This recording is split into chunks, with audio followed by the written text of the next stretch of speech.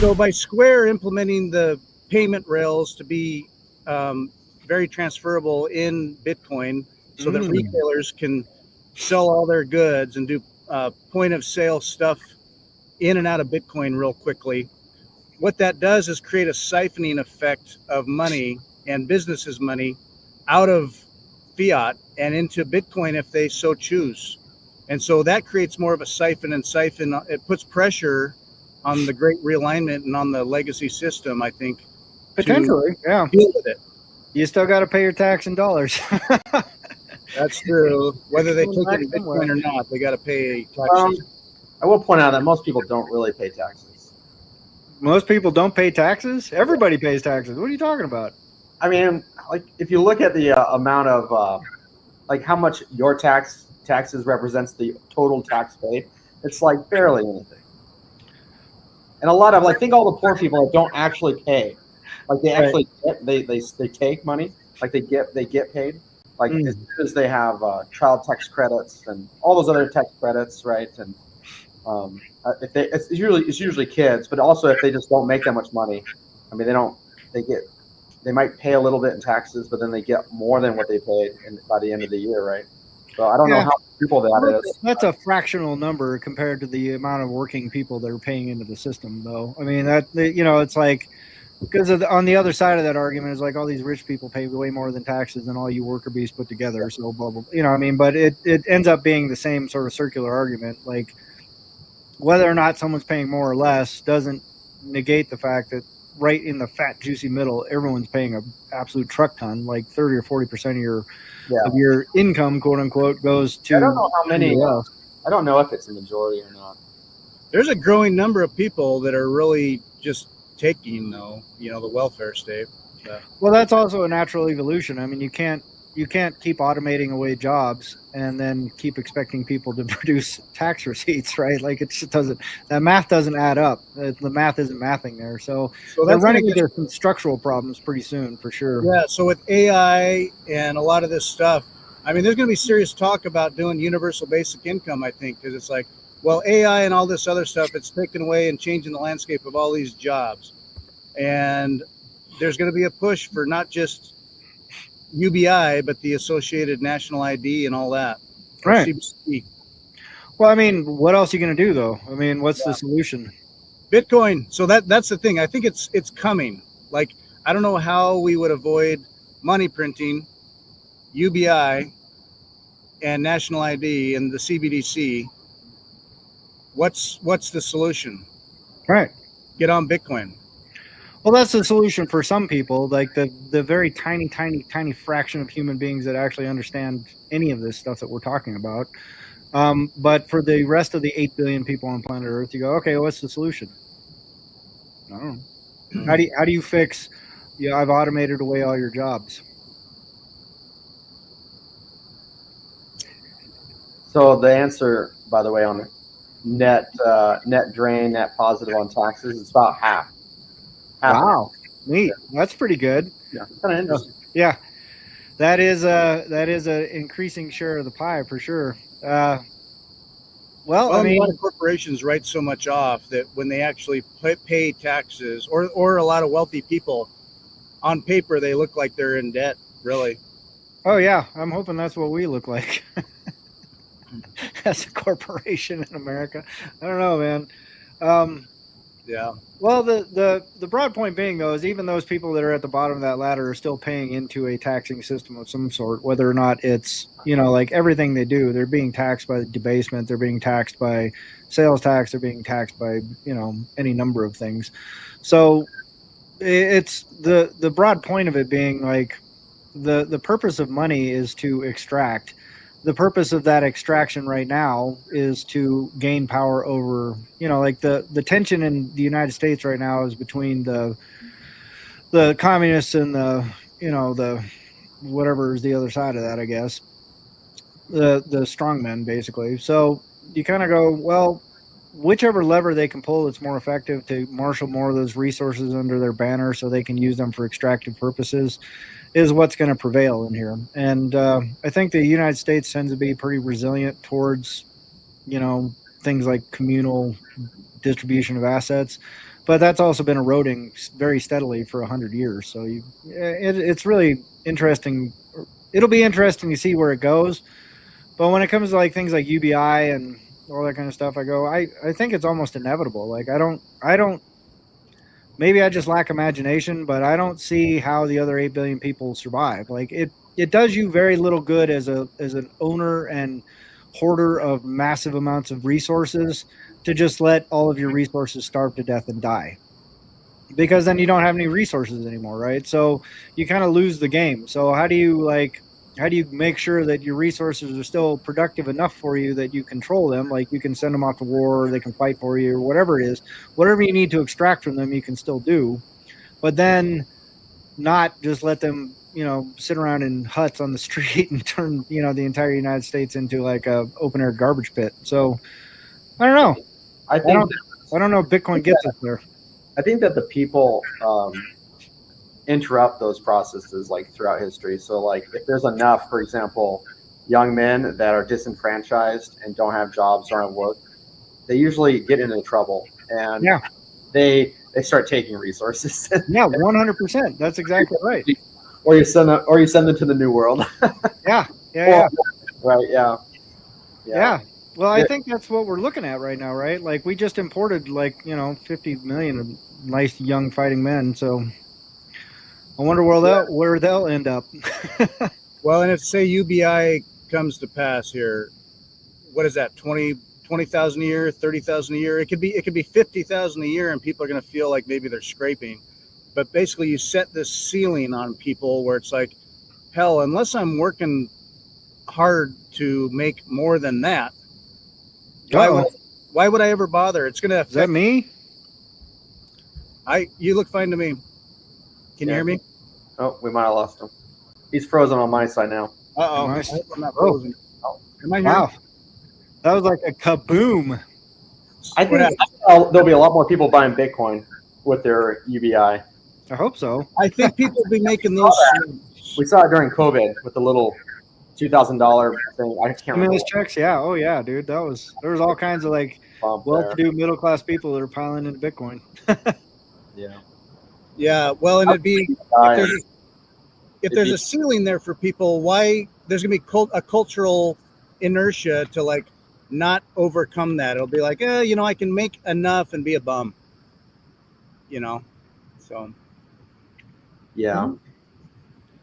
I don't know. Well, I'm sure they'll eventually start. Like there was like a hut tax in Africa for a long time when the British came down. I can't remember which country they went to, but they put a hut tax on people. They said, you got to pay your hut tax. And you got to pay it in, British crown papers or whatever. And the purpose of the hut tax was like, well, we need these people to come out and start build some roads or something. So they need to come up with some way to pay us this tax. So get to work, jackass. And, when it comes to the UBI and all this kind of stuff, it wouldn't surprise, like sooner or later, someone's going to look around and go, hey, we got a lot of people that are just sitting around playing fucking Call of Duty all day, and that's no good. But we could use a new road. So, hey, you want your UBI this week? You better turn up to the work center and, put in your 10 hours or whatever. And then they'll just have these guys out there busting rocks or something like that. You go, I'm crippled. You go, okay. Well, we got some cripple work for you, so come on down here. But otherwise, we're cutting you off, and GFY. So I think there'd be a need for like price controls and rent control after a UBI gets introduced. And things, but I just think those things would follow. Yeah, it's a pretty natural evolution, I think. I mean, it all goes to hell in a handbasket, basically. Like prices start inflating, and then everyone starts complaining because the UBI becomes more worthless, right? The inflation and debasement just goes crazy, and then price controls and rent control are like, what is the government's way to try to solve that? Right. Yeah, and then we end up in Soviet breadlines. So I don't know. Nice. Yeah, so get you some Bitcoin, man. Opt out of that system for sure, if possible. But for the rest of the people that aren't getting on the arc, I go, things aren't looking great for you. But my hope is that, it propagates out. What's that, Travis? You need a side economy that just accepts Bitcoin. Kind of like in, Brazil, where there's an economy for dollars and stable coins, and there's an economy with their shitty local fiat currency. Right, yeah. Hey, you got a little Bitcoiner on. We got a junior Bitcoiner joining the show. My daughter wanted to say hi. She saw me over here by the beach. The tornado's coming in crazy, so it's been anyway. Yeah, not as much beach. Well, you should ask her what we should do about the UBI. She probably has a better answer than any of us. I know. What I don't want to burden kids or grandkids with is like, well, yeah, you can just get your UBI and be creative and do what you want and be a bum. It's like incentivizing the next generation to overcome that and understand that life is for more than welfare. So yeah.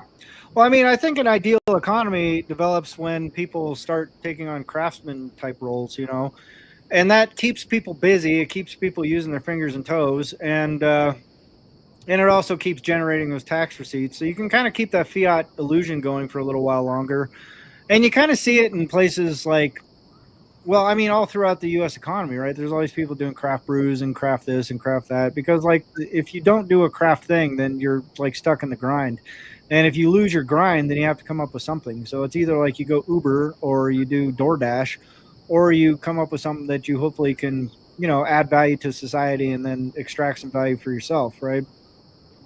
And I think like with Bitcoin on the balance sheets, like as the big players kind of get more and more of that, it hopefully protects them from this inevitable debasement that's coming.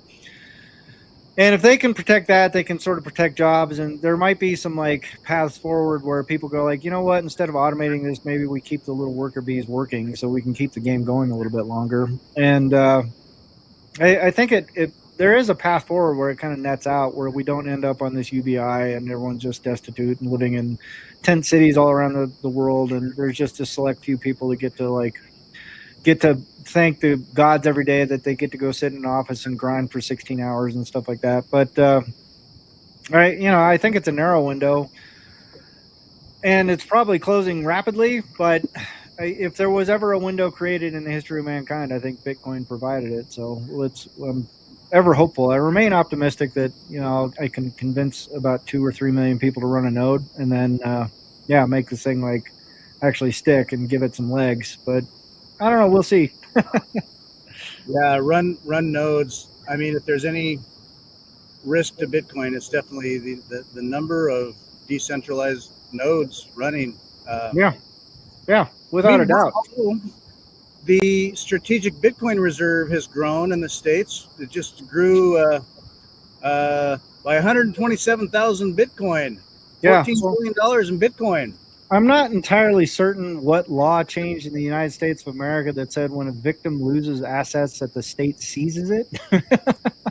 But I guess that's a new thing now that Bitcoiners are cheering for some reason. Like, hey, these guys stole a bunch of Bitcoin, and then the feds came in and got it back, and then they said, we're going to keep this. Well, I wonder if they'll redistribute it. All those pig butchering scams, that Chen Z guy's on the run, I guess. I don't know. I wouldn't be surprised if there's lawsuits, like civil lawsuits, to get funds. Like if the victims can prove that their stolen funds were in that pool that was seized. I mean, that happens all the time, right? And I wouldn't be surprised if there's efforts to, like, if there's open cases that right, could resolve that way. Yeah, I would be shocked if they don't do that. Usually that money will just sit somewhere and people will fight over it. Yeah. So. Well, let's hope. I mean, because right now people are saying stuff like, it's in our strategic reserve now. I'm like, really? Because those are proceeds of, those are things that were taken from people by a criminal. So maybe, but I mean, even that itself, it's like, well, you got to sue to get your own money back, right? You got to go through some big long run out legal process, rather than the government going like, hey, let's figure out who lost all this money so we can get it back to them, right? Like that would be like a benign, sovereign doing the right thing kind of thing. But they go, well, we'll just keep it. If someone tries to claim it, we'll fight them for about 2 or 3 years, and then maybe we'll give it back, and then we'll tax the shit out of them for it. It's just like, I'm surprised it was in Bitcoin. Like I don't really know all the details of how they seized it. Reading some of the announcements, it almost sounds like they seized it from different cryptocurrency exchange accounts. I'm surprised that like that is where those funds were left. Like why wouldn't they like hold their own keys? Right. Yeah. Maybe they do, and that's just like a small percentage of what they made. Yeah. You never know. It's crazy, man. Well, I was talking to a friend of mine earlier this week as well, who I've been telling him about Bitcoin for years, and he knows I'm into it, and he's well aware of the big picture issues in the world, and we agree on a lot. But in his mind, he's just like, I don't understand Bitcoin. I don't do the digital thing. I can't figure it out. But he's got a smartphone. I mean, he can do plenty on his smartphone, and I'm like, okay, you don't have to go crazy deep dive on everything, but if you can run an app and get off zero and just play with it a little bit, you can do Bitcoin easy. And but in his head, he's just like, oh no, that's just, I'm old and it's complicated. He doesn't want to, but he's into gold. So for some people, if they can't figure out Bitcoin, I mean, maybe gold is sort of that alternative, non-fungible, non-transferable mode option, maybe. I guess. I don't know, man. It's subject to capture, so it makes it a lot less shiny to me. But Johnny said something here. I think there will always be people who come up with solutions to problems and profit from their inventiveness. I agree 100%. I would say, Johnny, if you just look through history, the doomsayers are wrong 95% of the time. Like, there will be people since the dawn of agriculture. People have been coming on. The end is nigh. Everything's going to fall apart. We're all going to die. Blah, blah, blah, blah, blah. And they've been wrong almost all the time. Yes, things do. Eventually, something terrible happens. We get hit by a meteor or whatever. But for the most part, if you had been like a pessimist for the last 5,000 years, you would have been wrong for 4,900 of them, right? So I think there's always. It's easier to be fearful of things, and I think it's much more optimistic to kind of look forward and go, well, chances are good someone's going to figure something out, because it benefits everybody if you try and figure out the problem rather than, digging a hole in your backyard and like locking yourself away in a bunker. You got to physically secure it, and if you really, I mean, your whole economy shrinks to your community where you can physically travel and then physically exchange metal. So, yeah. Well, I don't, I mean, that, I don't know. I think optimism is probably a stronger trait amongst human beings in general. But, it doesn't mean you got to be a Pollyanna and just sit there with like an ostrich with your head in the sand. But, looking forward to solutions. I think solutions are on the horizon about always, right? Bitcoin is hope. Johnny's meteor cleanup service. I love it. Dude, that's going to be a cash cow right there, man. Never let your hands, dude. Like, I'll scrape all the bodies, bro. I'm here. I'm ready to go. Yeah. I'll haul bodies. I'll bag your pets, whatever. Yeah. Never let a good emergency go to waste. Hey. Yeah, exactly. Capitalize on that. Yeah, for sure. I don't know. Well, have we solved the world's problems yet? What else happened? So thinking of the pig butchering payout, like, yes, money should go to the victims. Last week as well, it was an interesting week this past week. My wife gets a $35 check from Facebook because I don't use Facebook, but there was some class action lawsuit or thing that you could fill out a form, and because there was a data leak, and I don't know, everybody's data went somewhere, I guess, go figure. She got a $35 check because she was a victim of data breach. Thanks. Okay. That's awesome. I can imagine. So the government's like, hey, if you were the victim of a pig butchering scam, fill out this form and we'll send you $35. And then what are you going to get out of it? How many people capitalize on that or know about it or want to admit it? Yeah, I don't know. That's crazy, dude. Like, well, I mean, if you just think about how much damage is caused by that, like the DOC in Oregon had a huge data breach, dude. And this was like right after they had passed a law that says, hey, any data breaches, we're going to hammer fuck you. And then the DOC was like, oh, we just had a big, I mean, it was like social security numbers and addresses and everything. I'm like, I still haven't seen a check for that, but I know my data is out there. And this is some like deep, law enforcement background data stuff, right? That just is like floating around now.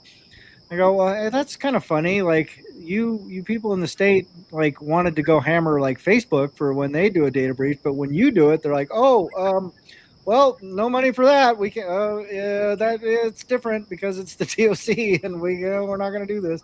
Dude, I can't remember how many it was. It was huge, dude. It was like a massive data dump, and it just got buried, and no one paid any attention to it.